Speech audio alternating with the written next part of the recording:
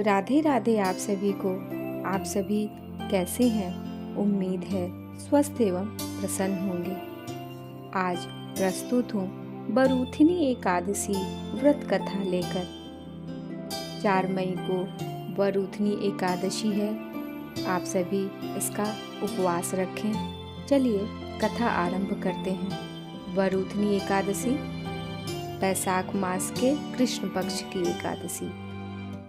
अर्जुन बोले, हे भगवान, बैसाख मास के कृष्ण पक्ष की एकादशी का क्या नाम है तथा उसकी विधि क्या है और उससे कौन से फल की प्राप्ति होती है, सो कृपा पूर्वक विस्तार से कहिए। श्री कृष्ण भगवान बोले, हे कुंती नंदन, बैसाख मास के कृष्ण पक्ष की एकादशी का नाम बरूथिनी है। यह सौभाग्य प्रदान करने वाली है। इसका व्रत करने से मनुष्य के सभी पाप नष्ट हो जाते हैं। यदि इस व्रत को दुखी सधवा स्त्री करती है तो उसे सौभाग्य मिलता है। बरूथिनी के प्रभाव से ही राजा मानधाता को स्वर्ग प्राप्त हुआ था। इसी प्रकार धुंधुमार आदि भी स्वर्ग को गए थे। बरूथिनी एकादशी के व्रत का फल 10 सहस्र वर्ष तपस्या करने के फल के बराबर है। कुरुक्षेत्र में सूर्य ग्रहण के समय जो फल एक बार स्वर्ण दान करने से मिलता है, वही फल बरूथिनी एकादशी का व्रत करने से मिलता है। इस व्रत से मनुष्य इस लोक और परलोक दोनों में सुख पाते हैं व अंत में स्वर्ग को प्राप्त करते हैं। हे राजन, इस एकादशी का व्रत करने से मनुष्य को इस लोक में सुख और परलोक में मुक्ति मिलती है।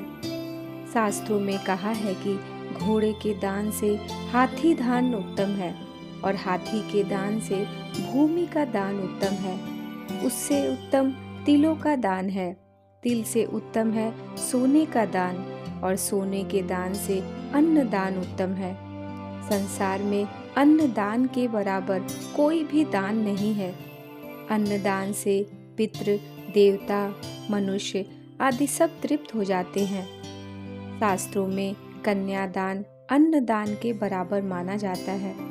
बरूथिनी एकादशी के व्रत से अन्न तथा कन्यादान दोनों उत्तम दोनों का फल मिलता है। जो मनुष्य लोभ के वश में होकर कन्या का धन ले लेते हैं या आलस्य और कामचोरी के कारण कन्या के धन का भक्षण करते हैं, वे प्रलय के अंत तक नरक में पड़े रहते हैं या उनको अगले जन्म में बिलाव का जन्म भोगना पड़ता है। जो मनुष्य प्रेम से एवं यज्ञ सहित कन्यादान करते हैं, उनके पुण्य को चित्रगुप्त भी लिखने में असमर्थ हो जाते हैं। जो मनुष्य इस बरूथिनी एकादशी का व्रत करते हैं, उनको कन्यादान का फल मिलता है। बरूथिनी एकादशी का व्रत करने वाले को दशमी के दिन से निम्नलिखित वस्तुओं को त्याग देना चाहिए। कांसे के बर्तन में भोजन करना, मांस, मसूर की दाल, चना, कोदो, शाक, मधु, दूसरे का अन्न, दूसरी बार भोजन आदि। रात्रि शयन न करके सारा समय शास्त्र चिंतन और भजन कीर्तन में लगाना चाहिए।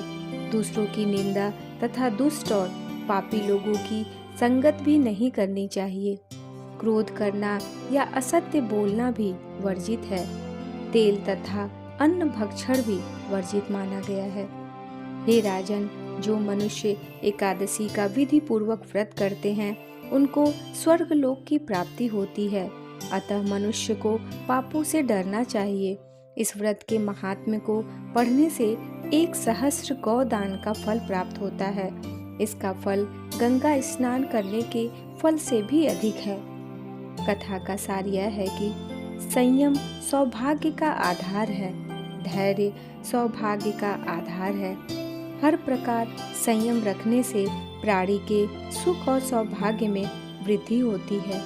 यदि व्यक्ति में धैर्य नहीं है तो उसके द्वारा किए गए तप, त्याग व भक्ति पूजा आदि सब प्रभावहीन हो जाते हैं। राधे राधे। कृपया चैनल को लाइक, शेयर और सब्सक्राइब करें। जल्दी ही मिलती हूँ आप सभी को राधे राधे।